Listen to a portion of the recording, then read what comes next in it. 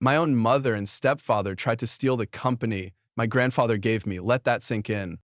It started with a smile and ended with a betrayal I never saw coming. On my 23rd birthday, my grandfather handed me a folder and said, "This company is now yours." It was the culmination of years working by his side, learning everything about the legacy he built, Parker & Co., a 120 million 0 cents tech empire. I thought it was the beginning of a dream. I was wrong.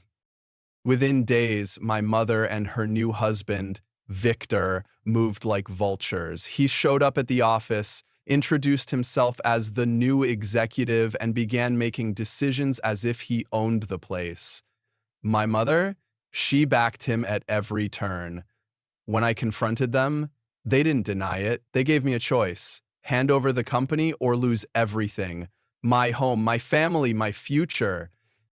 I kept quiet, I played along, but inside I was already planning, because when your own family turns against you for money, you learn the most valuable lesson of all: never underestimate the quiet ones. My earliest memories don't start with bedtime stories or playgrounds. They begin in a sunlit office filled with whiteboards, wires, and the warm scent of old coffee. That's where Grandpa built his empire, and where, in many ways, he built me too. After my father died in a freak car accident when I was 8, my mother drifted, emotionally, mentally, physically. Some days I barely saw her. It wasn't her fault entirely. Grief hits people differently. But for me, the only constant became Grandpa.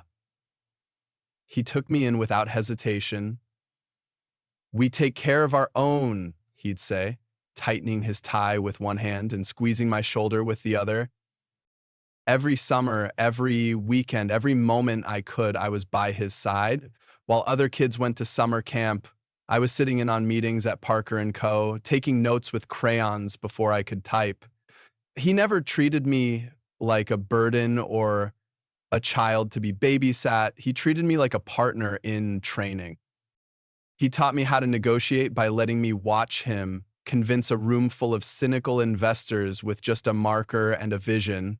He taught me how to fail with grace, with analysis, and with a plan to fix it. I learned what ROI meant before I had a learner's permit. More importantly, I learned what integrity looked like in business. There were nights when I'd fall asleep on the worn leather couch in his home office, the buzz of spreadsheets and late-night calls humming around me like a lullaby. He'd drape a blanket over me, switch off the lamp, and whisper, "You've got your dad's mind, but your own fire." By the time I was in high school, I was handling small research projects for him. In college, I interned at different departments each summer, rotating through everything from product development to HR, not because he forced me, but because I wanted to. Because this wasn't just a company, it was ours. My grandpa never once told me I had to take over Parker & Co., but every time he looked at me with that mixture of pride and quiet hope, I knew. And I wanted to prove him right, not just to honor him, but to show myself I was worthy of the legacy we built together. Looking back now, I realize those years weren't just about learning business. They were about love, about being seen, about knowing without a doubt that at least one person in the world believed in me completely. My mother used to joke that I was Grandpa's little shadow, but there was always an edge to her voice when she said it, an undercurrent of resentment I didn't yet understand. Maybe she felt left out, or maybe she was ashamed that her own father had to step in to raise her child. Whatever the reason, her distance only drove me closer to Grandpa. When I got into Stanford, an early decision thanks to a project I co-led on emerging tech ethics, he celebrated like I'd won the Nobel Prize. He framed the acceptance letter and hung it next to a patent certificate from his first invention. "This," he said, tapping the frame, "means more than any IPO." Even while I was away at school, we spoke weekly. I'd send him my class notes on entrepreneurship. He'd send me red-inked markups like a professor. During breaks, I returned to the office, not to relax, but to absorb, to shadow meetings, ask questions, build spreadsheets, and sit in on negotiations where million-dollar decisions were made over black coffee and unspoken trust. We built a rhythm, he and I, a silent, powerful understanding that I was his legacy, not just biologically, but philosophically. I didn't just want to inherit Parker and Co. I wanted to deserve it. And he never treated my ambition like entitlement. He nurtured it. There's one moment I keep returning to. Junior year, I botched a presentation to the board, a mock pitch Grandpa had set up as a training exercise. I was too nervous, too eager to prove myself, and I froze halfway through. Afterward, I was in tears, humiliated. But Grandpa didn't scold me. He took me to his office, poured us each a ginger ale, and said, "Failure is part of your resume now. Wear it honestly." He made me better, not just smarter or tougher, but clearer about what mattered. He taught me that leadership isn't about control, it's about clarity, compassion, and consistency. And he lived that truth every day, even as age and illness began to slow him down. So when he handed me the ownership papers that day, it wasn't a surprise. Not really. It was a torch passed from one steady hand to another, and I was ready. At least, I thought I was. The signs were there, subtle at first. A pause too long, a glance too sharp, a smile that didn't quite reach the eyes. But when you love people, especially your own mother, you give them the benefit of the doubt. I wish I hadn't. Victor entered our lives like a polished sales pitch. He was smooth, articulate, and always dressed just a little too well for someone who claimed to be between jobs. My mother met him at a tech gala she attended as a +1 to one of Grandpa's oldest business friends. She came home, glowing, giddy like a teenager, and within weeks, he was around constantly, charming, helpful, overly curious.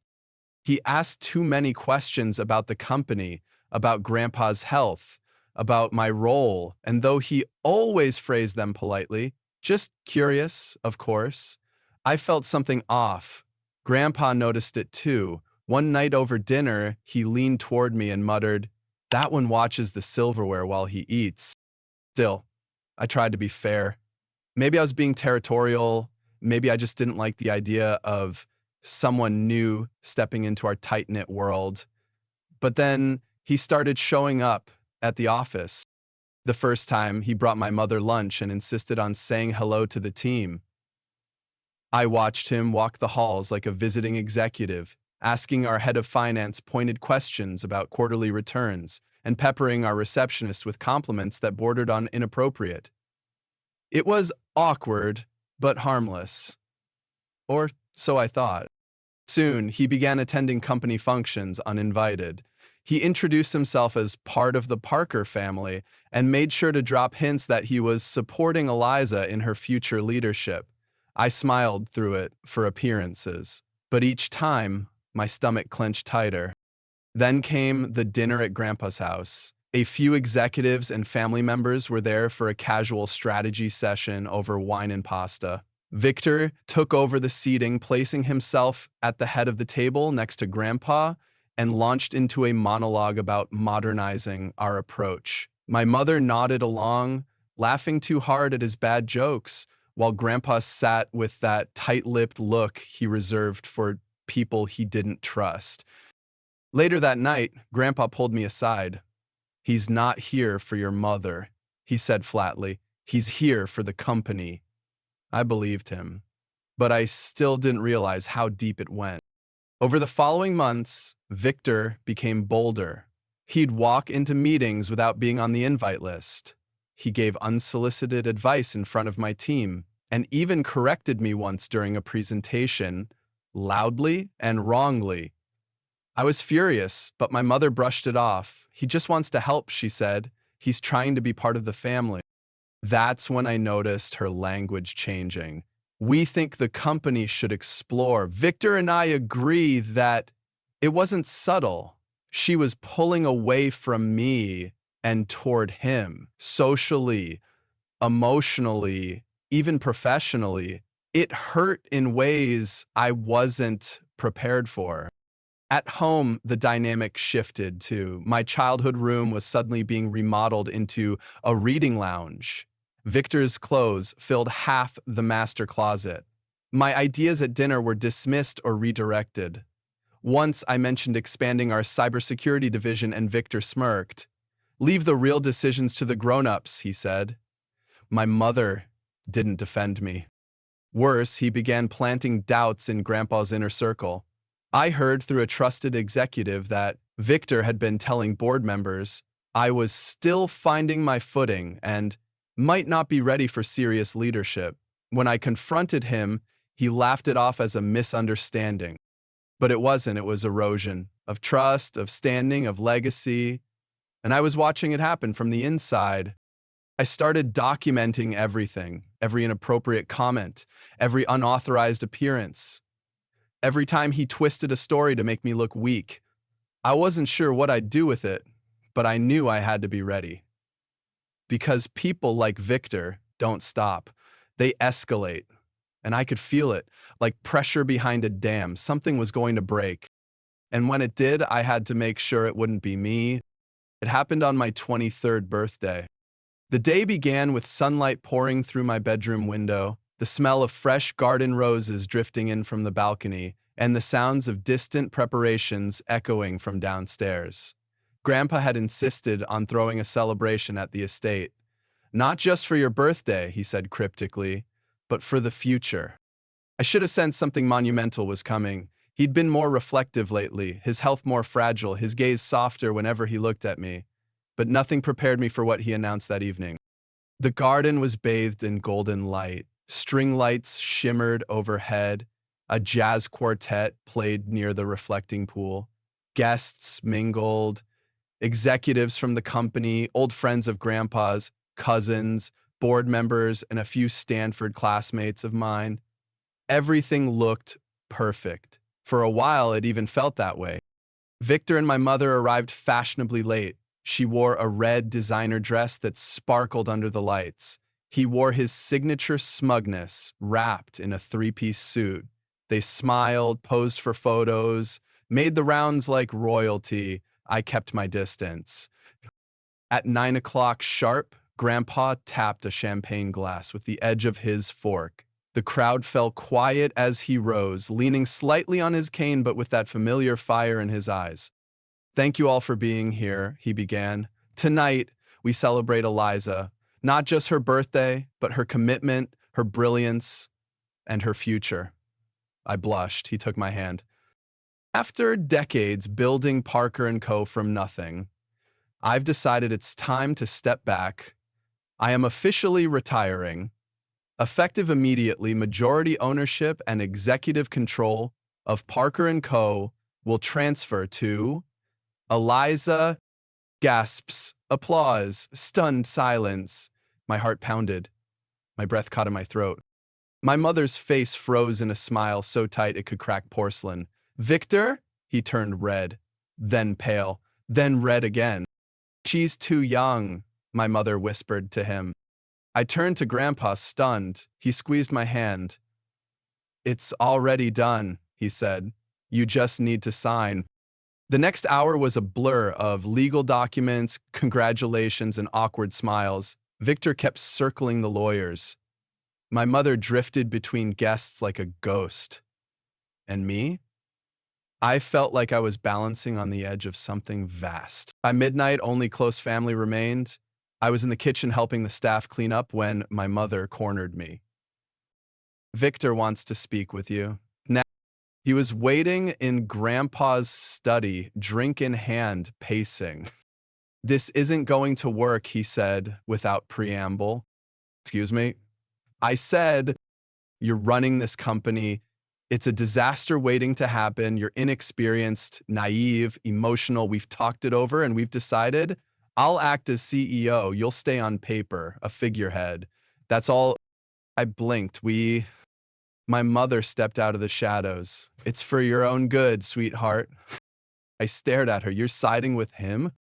"Eliza, be reasonable. Victor has executive experience. He was a mid-level sales manager." She flinched. "He knows how to lead." I laughed, bitter, sharp. "So, that's your plan? You take the house, he takes the company, and I just smile and say thank you?" It's not like that, she said.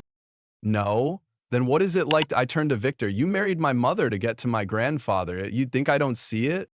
Victor stepped forward. Enough of this. Either you cooperate or you can pack your things. This is our house. The words didn't register at first, then I saw it in her eyes, my mother's cold silence. She wouldn't stop him. She agreed. You'd kick me out? If you can't respect our decisions, yes, she said. I was silent, trembling. Then I turned toward the door and stopped. A slow clap echoed from the hallway. Grandpa. Dylan, his party clothes leaning on the doorframe, expression unreadable. Well, well, he said. Quite the family discussion. Victor strained. Richard, we were just... I heard every word. He stepped into the study. Catherine, I'm disappointed, but not surprised. Victor, you've made a critical mistake. Victor scoffed. The paperwork is filed. The company is hers. Exactly, Grandpa said. And here's the thing. You have no legal claim, no executive authority, no ownership. In fact, you're trespassing. He turned to me. Eliza, go pack a bag. You're staying at the guest house tonight. Tomorrow we begin. Begin what? Victor sneered. Plan B, Grandpa said, and you're going to regret ever underestimating my granddaughter. I followed his instructions, numb and shaking. The guest house, though luxurious, felt colder than it ever had. I lay awake, staring at the ceiling, replaying every word from that confrontation like it was burned onto my brain. How could she? My own mother? I could understand Victor. He was a predator, a parasite. But her? She was supposed to protect me. Instead, she'd handed me over. At dawn, Grandpa was already at the door, with coffee and a folder. Today, he said, we stopped playing defense. Over breakfast, he laid it all out. While I had been trusting, he had been preparing. The ownership documents contained protective clauses. Nothing above a certain financial threshold could be approved without his signature for the first year. Any restructuring, executive hiring, or asset transfer? Blocked, unless we both signed. And more, he had evidence. A private investigator had followed Victor since the wedding. Photos, aliases, contacts with rival firms. Victor was a professional grifter. Marry, siphon, vanish. My heart broke all over again. He's not just after the company, Grandpa said softly. He's after you, your confidence, your credibility. We're going to take all of it back. I didn't cry. I didn't scream. I nodded. Because that was the moment something shifted in me. Not just anger, not just pain, but clarity. If they wanted a war, I was done being the quiet one in the corner. I was ready to fight. The days that followed were the darkest of my life. Even with Grandpa's plan, even knowing the truth about Victor, I couldn't stop the ache from spreading through my chest like smoke. I wasn't just grieving a betrayal, I was grieving my mother. Her silence, her compliance, her choice. On Monday morning, I returned to Parker & Co. for the first time as the official CEO, or at least I tried to. My access card was denied at the front gate. The security guard didn't recognize me. You're not on the clearance list, he said apologetically. I stood there in disbelief until Susan, our CTO, ran downstairs to meet me. She waved me in, shooting the guard a look that could melt steel. What the hell is going on? I asked. There was a memo this morning, she said, from Victor. He signed it as acting CEO. Says he's assuming transitional leadership until the board can evaluate your readiness. I couldn't believe what I was hearing.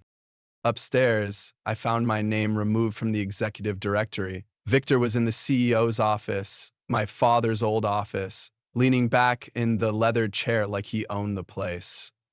He greeted me with that fake boardroom smile. Eliza, good of you to come in. We need to talk about your role during this transition.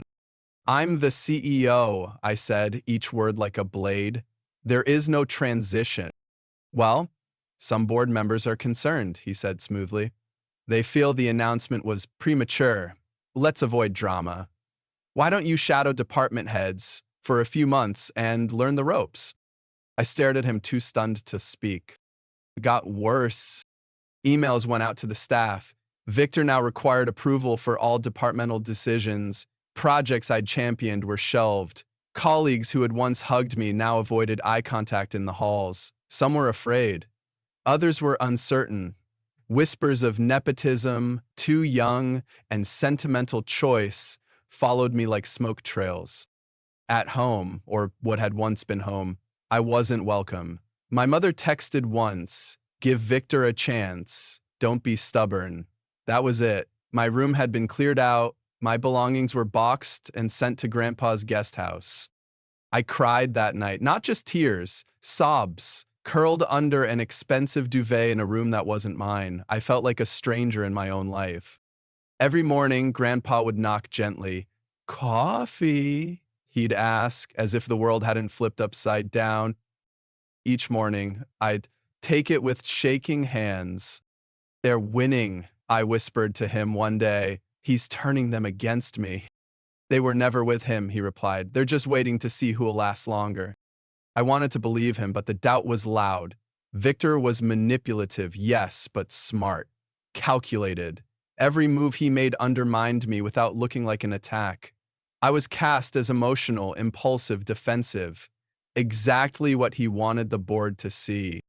One afternoon, I walked into the break room and heard two junior staff whispering. "She was crying in the hallway yesterday," one said. "She's not ready, it's too much pressure," the other replied. They saw me, fell silent. I didn't say a word, just turned and walked away. At night, I stared at my laptop, unable to open a single document. Emails piled up, my calendar was full of meetings I was no longer invited to. I felt useless, invisible. Grandpa never pushed. But one morning, after my fourth sleepless night, he sat beside me on the edge of the bed. "You have every right to feel what you're feeling," he said, "but Eliza, feel it, then stand up, because he's counting on you not to." "I don't know if I can," I said honestly. "Then borrow my belief," he said, placing a hand over mine, "until you remember your own." That was the first morning I got dressed with intention, not because I had anywhere to be, but because I needed to remember who I was. I was Eliza Parker. I'd grown up in boardrooms and server rooms. I knew this company's DNA. And I knew one thing for sure. I hadn't come this far to hand it over to a fraud. I didn't have a plan yet. I didn't have allies lining up behind me. But I had resolve, a flicker of defiance beneath the exhaustion. And sometimes that's how it begins, not with confidence, but with quiet refusal to surrender. I once thought that when Robert was arrested and taken away in handcuffs, everything would be over. But after the battle comes healing, after hell comes rebuilding. I didn't just want to survive. I wanted to rise, stronger than ever. We began with the truth. At first, the media was skeptical. A 22-year-old girl outmaneuvering her mother and stepfather to take back a $120 million zero-cents company sounded like fiction. But then the facts surfaced. Files, testimony, evidence, all confirming Robert's conspiracy. Parker Innovations' stock, which had dipped slightly, stabilized quickly. The board of directors issued a formal statement supporting me, but I knew the title of CEO was only the beginning. I needed to prove I was worthy of it. I started with a series of meetings with every department, not just to assess, but to listen. I took notes. I asked questions. I welcomed criticism. I wanted every employee to know this company belonged to all of us. Susan, the chief technology officer, became a close advisor. James, the CFO, helped me decode the mountain of financial reports. And Grandpa, though officially retired, still came in 3 days a week, sitting in the office with his tea, always ready with guidance when I needed it. One of my first official decisions was to hold a full company town hall. I stood on the auditorium stage. Hundreds of eyes were on me. I know, I began, that many of you have doubts. I know you've seen chaos, heard rumors, and witnessed changes you never asked for. But I also know this. Parker Innovations has always been more than just tech. It's about people, values, vision. I shared my strategy. More investment in R&D, launching an internal innovation fund, expanding skills training and mental wellness support for employees. Not everyone applauded immediately, but I didn't need unanimous applause. I just needed a chance. That chance came when one of our largest partners called asking about the future of our cooperation. I flew out to meet them in person, armed with a detailed roadmap. When I returned, I brought back a 5-year contract extension, one of the most lucrative deals the company had ever signed. My grandpa looked at the contract and smiled. You didn't just save the company, Eliza. You're taking it further than I ever imagined. I also began rebuilding bridges with my mother. Though my heart still held scars, I listened as she apologized again and again. She blamed herself, not just for trusting the wrong man, but for not seeing me clearly. You don't have to forgive me now, she said through tears. But I want you to know I'm trying to earn a second chance. I didn't say anything, I just held her hand. It was the first step toward acceptance. 3 months after Robert's downfall, Parker Innovations launched the long-awaited cybersecurity platform, the same one he had tried to steal. Sales exceeded projections by 40%. We won a national award for tech innovation, but what made me proudest?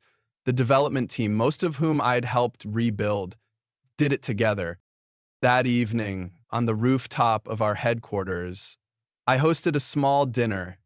Grandpa, Susan, James, and a few key allies who believed in me from day one. My mother came too, her first time in weeks. When I raised my glass to thank them, Grandpa stood and placed a hand on my shoulder. You didn't just take the company back, Eliza. You made people want to follow you. That's real leadership. I looked toward the horizon, where the city lights met the night sky. I was no longer the girl who'd been betrayed. I was a leader, a survivor, a builder, and I was just getting started. It wasn't over. I knew that the day Robert was let out in handcuffs that we had only won a battle, not the war. Men like him didn't vanish quietly. They plotted, they waited, and true enough, within weeks, the fallout began to spread. The first blow came from Victor Linlay, CEO of VTech Group, and Robert's secret ally. He wasn't going to take the humiliation lying down. He filed a lawsuit against Parker Innovations for defamation and unlawful surveillance, accusing us of manufacturing evidence and publicly ruining his reputation. It was a desperate move, but a dangerous one. If the media eats this up, Susan warned me, the narrative could shift from young CEO exposed corporate fraud to a girl playing dirty games with Grandpa's help. I didn't panic, but I felt the chill of fear return. Victor was a heavyweight. He had money, influence, and lawyers with teeth. But what he didn't have? Integrity. And I was determined to beat him with it. We launched our counterattack, not in courtrooms, but in the public eye. I gave my first live interview with a major financial news network, calm, direct, and armed with documents. I outlined the truth, the internal investigation, the chain of digital evidence, the company policies Robert had violated, and the safeguards VTech had ignored. I didn't speak as a victim. I spoke as a CEO. The tide shifted. Media outlets picked up the story with new headlines. Young CEO outsmarts takeover titans, and Parker Innovations fights back with transparency. Investors took notice. Our stock climbed. But Victor wasn't done. 2 nights later, we were hacked. It was surgical, precise. Whoever did it knew exactly where to strike. Our upcoming product launch plans, encrypted IP files, and confidential client information. But they didn't get far. Thanks to our upgraded cybersecurity systems, ironically built in response to Robert's earlier threats, the breach was detected and isolated within minutes. Our IT director came to me the next morning with a grim face. The attempt was routed through multiple international proxies, he said. But the pattern, it matches a known group tied to VTech's dirty operations. We had a choice: go public or strike quietly. My grandpa said nothing, just looked at me as I paced. Then I stopped and said, let's call the board. That afternoon, we convened in the same boardroom where I'd claimed my role. Every executive, every director, even our legal team. I stood at the head of the table, this time with no tremble in my voice. Ladies and gentlemen, I said, Parker Innovations has survived one betrayal. We won't survive a second by being passive. It's time to go on offense. We prepared a formal complaint to federal authorities accompanied by digital forensic evidence. At the same time, we filed a civil suit against VTech for cyber intrusion and attempted corporate sabotage. The very next morning, a different kind of drama unfolded. A VTech whistleblower, an anonymous mid-level engineer, leaked emails between Victor and Robert. Their entire scheme, the plan to marry into our company, steal proprietary designs, tank the stock, and sell to VTech at a discount. The story exploded. Every major outlet carried it. Shareholders at VTech revolted. Their board called an emergency meeting. Victor Lin was removed as CEO within 48 hours. The man who had threatened me with lawsuits and media disgrace, he vanished. Disgraced, investigated, powerless.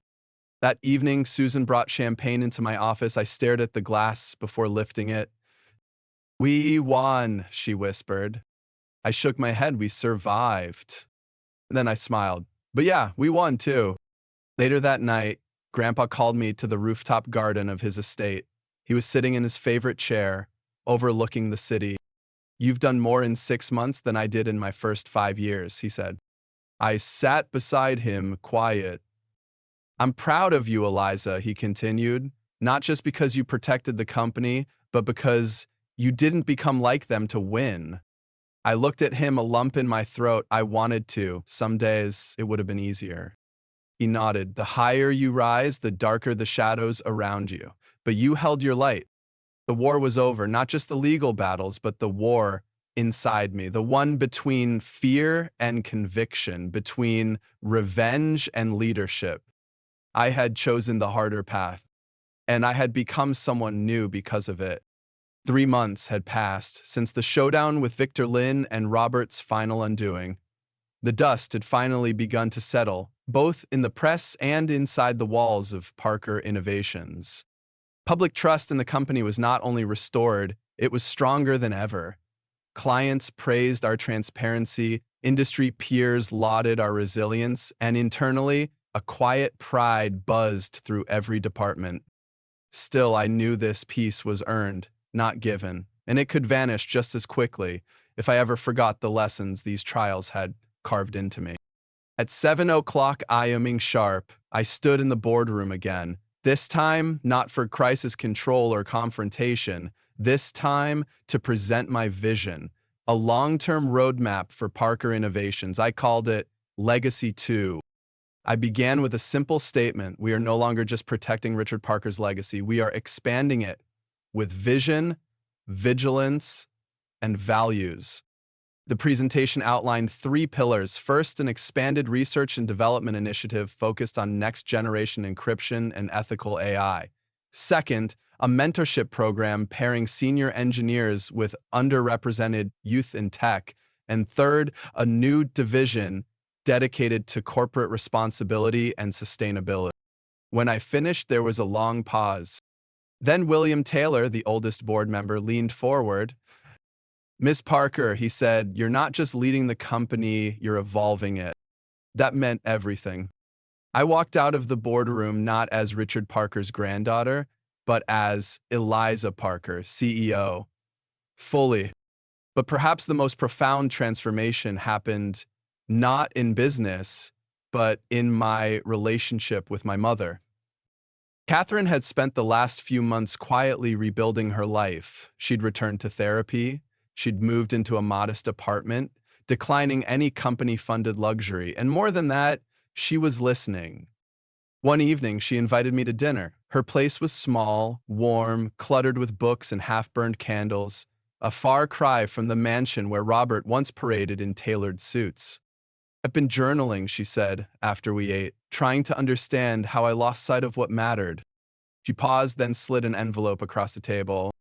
Inside were 3 photos, me, Dad, and her, years ago, our last vacation before the accident. I want you to have these, she said, because I forgot that you're my legacy, not Robert, not the men I tried to replace your father with.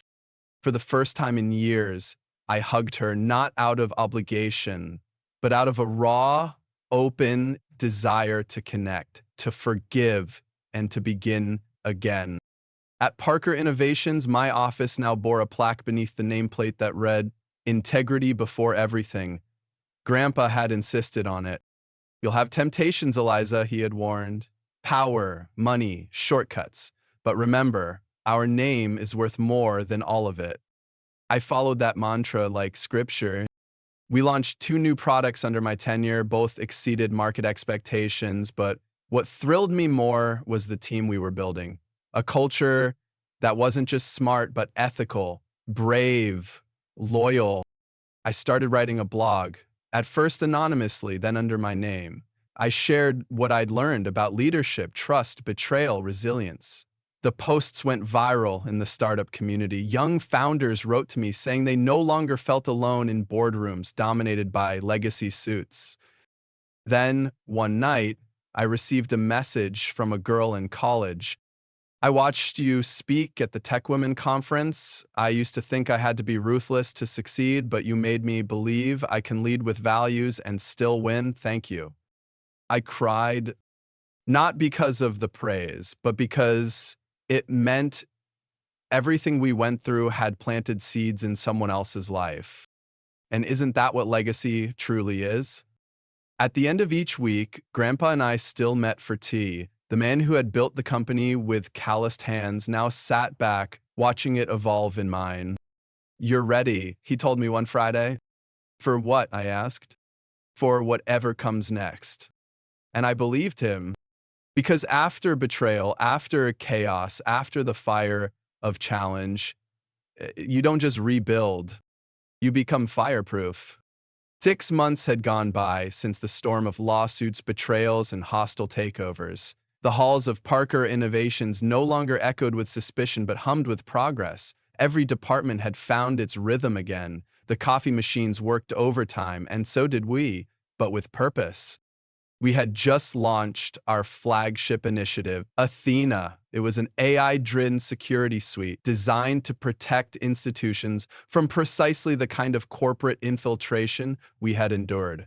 The irony wasn't lost on anyone, turning our greatest vulnerability into our greatest strength.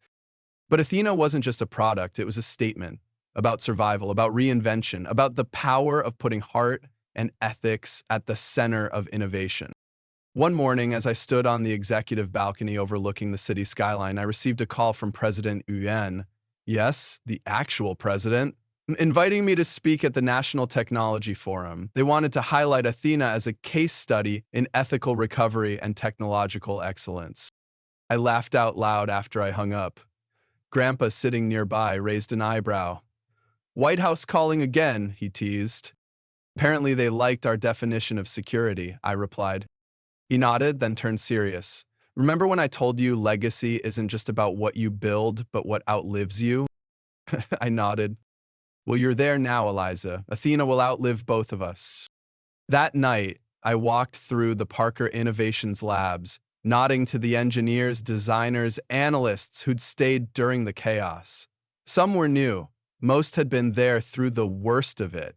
All had earned my trust and my admiration. James Wilson, our CFO, met me in the prototype bay. "You've got to see this," he said, pointing to a holographic interface our team had been refining. Next-gen interface, voice and gaze-controlled, 10 times more secure than fingerprints. Susan Chin joined us, eyes sparkling. "Eliza, we're naming it Resolve, because that's what it took." I couldn't stop smiling. Later, at a company-wide meeting, I addressed everyone from the main auditorium. Athena and resolve are not just tools, I told them. They're reminders that even when the world tries to dismantle your vision, you can rebuild stronger, braver, smarter. The applause was thunderous. Outside the limelight, my relationship with Mom continued to heal. We didn't erase the past, but we added new chapters. She attended therapy regularly and had started a nonprofit for women affected by financial fraud. We even took a mother-daughter trip to Spain, something we hadn't done since I was 10. "Thank you," she said one night in Madrid, "for not giving up on me." "I almost did," I'd replied honestly, "but I'm glad I didn't." Grandpa's health remains stable, though he now preferred coaching my leadership team over board meetings. He taught courses at local universities and became a mentor to young founders who reminded him of, well, me. In his study, now mine, I found a sealed envelope one morning addressed to Eliza, "When you finally understand." Inside was a letter. "I always knew you'd lead," it began. "But leadership is lonely. It costs you more than it gives, at least at first. You'll cry in elevators, you'll lose friends. But if you stay true, you'll find something more precious: conviction. That's what I saw in you. That's what you gave back to this company." I cried again, of course, but this time not from grief or anger, from clarity. A year after taking full control, we hosted the biggest tech conference our city had ever seen. Thousands attended. And when I took the stage to deliver the keynote, I didn't feel like the young girl in Grandpa's shadow. I felt like the legacy, and maybe someday someone would be mine.